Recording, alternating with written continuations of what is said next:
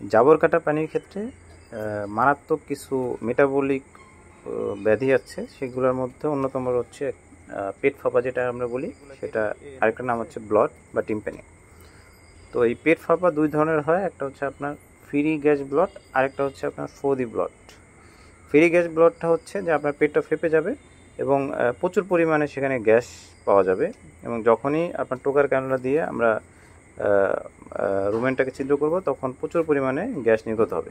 আরেকটা আছে যেটা কিন্তু এই ফ্রি গ্যাসের থেকেও মারাত্মক, সেটা হচ্ছে আপনার ফোদি ব্লট যেটা আছে। হ্যাঁ, এই ফোদি ব্লটটার ক্ষেত্রে কিন্তু মৃত্যুহারও বেশি থাকে। এটার গ্যাসটা কম থাকে কিন্তু রুমেন আপনার ইম্প্যাক্ট থাকে, যার ফলে কিন্তু সে পায়খানা প্রস্রাব করতে পারে না এবং প্রচুর কষ্ট হয়। তো সেক্ষেত্রে অনেক সময় পেট কেটে আপনার রুমেনের ইনজেস্টাগুলো বের করা লাগতে পারে। তো অবশ্যই খামারিদের ভাইদেরকে এই বিষয়গুলোকে রক্ষা রাখতে হবে এবং যত দ্রুত সম্ভব একজন ভেটের পরামর্শ নিতে হবে।